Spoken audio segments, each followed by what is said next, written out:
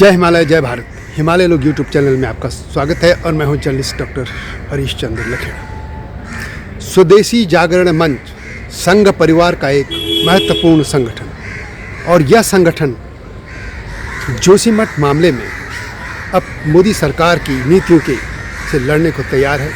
इस संगठन ने आज यहाँ पे एक बैठक की और विधिवत तौर पर एक प्रस्ताव पारित किया कि पूरे हिमालय क्षेत्र को संवेदनशील क्षेत्र घोषित किया जाए, इको सेंसिटिव जोन। जैसे कि भागीरथी क्षेत्र में गंगोत्री और उत्तरकाशी का जो बेल्ट थी उसको किया गया और पूरे हिमालय क्षेत्र की बात कर रहे हैं, क्योंकि जोशीमठ की जो त्रासदी हुई है, इनका मानना है कि यहाँ पे जो वक्ता थे स्वदेशी जागरण मंच के सानिध्य में ये जो बैठक हुई थी उनकी पहल पे, उसमें कहा गया कि हिमालय में जो धर्माटन और पर्यटन को एक साथ मिक्स कर दिया गया है, वह ऐसा होना नहीं चाहिए।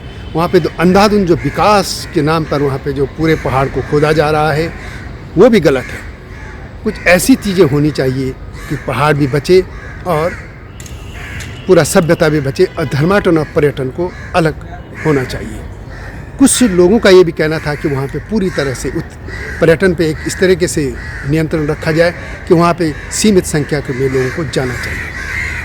पर्यटन और धर्माटन को अलग किया जाना चाहिए। एक जो मेरा मुद्दा भी रहा है पोटी टूरिज्म उत्तराखंड, उस पर भी यहाँ पे बात हुई, क्योंकि मैंने वो मुद्दा रखा था। और ये बड़ी बात है कि यदि स्वदेशी जागरण मंच इस पर आ गया है और आंदोलन करने जा रहा है इस मांग पर रहेगी। लेकिन इसके बारे में आज की जो सारी चर्चा निकली उसमें एक जो समाधान के नाते मैं उतना ही पढ़ रहा हूँ, बाकी सब उसके बारे में है। Declare Himalayas as eco sensitive zone. Various rivers originate under the glaciers. In the past there had been opposition to the obstruction of the continuous flow of the Ganga by tampering with nature in the name of building dams on the river Ganga. After protests and agitations and the fast and to death by many people, including Professor G.D. Agarwal, in the year 2010, the central government declared the area of Bhagirathi as eco-sensitive zone. The experience after that is that natural calamities have remained almost non-existent in that area. Similarly, parallel to Bhagirathi area, if Yamunotri, Alaknanda, Mandakini, and Kali River and Dholi Ganga areas are also declared eco-sensitive zones, then only it will be possible to prevent future disasters in this area. तो इसके बाद कुछ और सुझाव भी हैं। चार धाम road और उसके सड़क के चौड़ीकरण के संदर्भ में है। चार धाम रेलवे, जिसको बहुत एम्बिशियस प्रोजेक्ट के नाते लिया जा रहा है, जिसके बारे में हेमंत ध्यानी जी ने कहा कि जगह जगह पर कम से कम 110 किलोमीटर में टनल्स खोदने की बात है। और ऐसे सभी सुझावों के साथ मैं आपका बहुत समय ना लेता हुआ आप केवल निवेदन करूंगा इस हाउस से इस प्रस्ताव को पारित। धन्यवाद।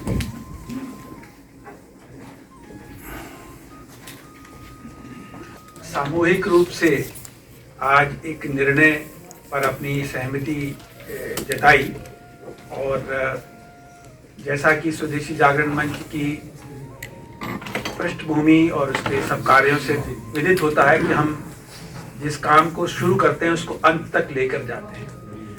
तो इसका जो मूल कारण है, सब लोगों ने कहा, मान्य किया, इसका मूल कारण है अंधाधुंध निर्माण कार्य, सड़कों का चौड़ीकरण,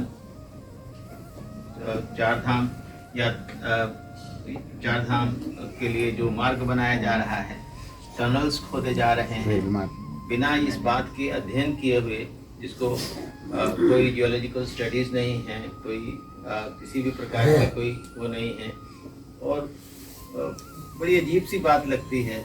मैं यहाँ पर किसी एक सरकार के बारे में नहीं कह रहा हूँ, लगातार सरकारों का यही रहा है कि किसी न किसी तरीके से रास्ते खोज लिए जाएं कि जो कोर्ट्स हैं उनको हम कैसे बाईपास कर सकते हैं, जो नियम हैं उनको कैसे बाईपास कर सकते हैं। जिस प्रकार से बात आई कि हमने बनाया तो चार धाम यात्रा का योजना, लेकिन उसको टुकड़ों में बांट करके ताकि असेसमेंट की ज़रूरत ना पड़े। ये हम कौन सी समझदारी कर रहे हैं? अगर मान लिया ऐसा है तो इसमें कौन सी समझदारी की बात है। अब अगर धारण क्षमता नहीं है तो चलिए हमने रक्षा मंत्रालय को कहा कि चलो आप ही बस कह दो कि भी हमें इसकी ज़रूरत है, रक्षा मंत्रालय के माध्यम से हो गया। यानी कुल मिलाकर के हम आती जाती सभी सरकारों ने एक ही काम किया है और उन्होंने सबने ये मान्य किया है कि हम मुझे याद पड़ता है कि मेरी जितनी भी इस बीच में जितने मुख्यमंत्रियों से बात हुई उत्तराखंड में, बार बार हम इन विषयों पर, कभी कोई संत आमरण अनशन पर होते थे तो उनको बचाने के लिए स्वदेशी जागरण मंच अपने प्रतिनिधिमंडल भेजता था, वहाँ के मुख्यमंत्री जी से बात की जाती थी। तो जितनी बार हमारी बातचीत हुई वो हमेशा यही कहते थे, अश्विनी जी आपकी बातें सब ठीक हैं, मेरे प्रदेश के लोगों को भी तो रोजगार चाहिए, एक विकास चाहिए। वो विकास की बात लगातार करते रहे, लेकिन आज जो स्थिति बनी है कि वो विकास जो है एक प्रकार से विनाश का कारण बन रहा है।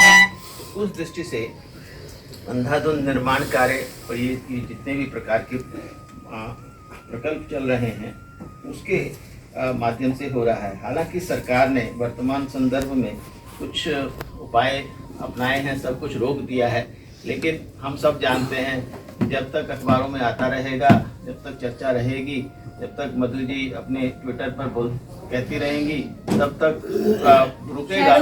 जी इस सरकार के चलते हमारे ऊपर, सबके ऊपर गाज गिरी हुई है। तब तक सब चीजें रुकी रहेंगी, फिर शुरू हो जाएगा। इसलिए इसकी एक समाधान की जरूरत है, दीर्घकालीन समाधान, एक ऐसा सस्टेनेबल समाधान जो हो।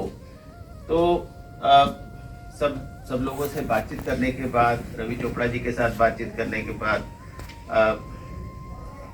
और भी अपने, मैं सबका नाम नहीं ले पाऊंगा, बातचीत करने के बाद एक समाधान जो दिखाई दिया वो ये था कि हमने जब आंदोलन बहुत चरम सीमा पर था और गंगा के प्रति सबका एक लगाव, एक स्नेह, एक अगाध श्रद्धा, उसके नाते एक विषय आया 2012 में कि भाई इसको भागीरथी को इको सेंसिटिव जोन डिक्लेयर कर दिया जाए। इको सेंसिटिव जोन डिक्लेयर करने के बाद उस क्षेत्र में त्रासदियाँ कम हुई हैं।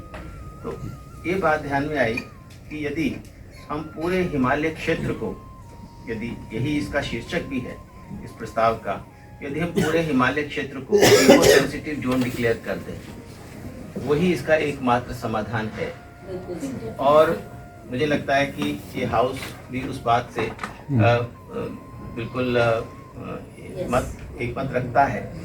यदि क्योंकि हमने भागीरथी को अगर इको सेंसिटिव जोन डिक्लेयर कर दिया, और हम जानते हैं कि ये जो हिमालय है ये केवल भारत के लिए, उन 60-65 करोड़ लोगों के लिए जहाँ पर इनकी नदियाँ बहती हैं, वो ही नहीं है, पूरा का पूरा एशिया का वो क्षेत्र सब हिमालय पर निर्भर करता है, वहाँ के ग्लेशियर्स पर निर्भर करता है। पर चर्चा कर रहे हैं, अत्यंत बहुमूल्य जानकारियाँ और सुझाव हमारे सामने आए हैं। और इस विषय के संबंध में एक बात जो सर्वमान्य है कि पूरे देश में इसकी चिंता है, केवल हिमालय में नहीं, केवल उस क्षेत्र में नहीं, केवल उत्तराखंड में नहीं, पूरे देश में इसकी चिंता है। और वो चिंता परिलक्षित भी हो रही है। अखबार मीडिया में जितने प्रकार के लेख इस विषय पे आ रहे हैं, उसके संदर्भ में मुझे याद है स्वदेशी जागरण मंच प्रारंभ से ही इस विषय के साथ किसी न किसी रूप से जुड़ा रहा कि जिस प्रकार से जो हमने विकास का मॉडल, मैंने पहले भी कहा कि जीडीपी को बढ़ाना है किसी भी तरह से, उसके लिए टूरिज़्म, उसके लिए रिलीजियस टूरिज़्म से लेकर के आगे दूसरे अन्य प्रकार के पर्यटन, और उदाहरण दिए जाते हैं कि फलां देश ने इतना टूरिज़्म से कमा लिया, फलां देश ने इतना कमा लिया। आपने फिगर्स बताए कि मात्र 2.5% ही उत्तराखंड की जीडीपी में इस टूरिज़्म का हिस्सा है। यानी कुल मिलाकर के ये बात भी स्पष्ट हो जाती है कि कोई वो जिसको हम सामान्य भाषा में कहते हैं ना, माया मिली न राम, यानी हिमालय तो हमने बर्बाद किया ही, लेकिन उसका कोई समाधान भी नहीं निकला।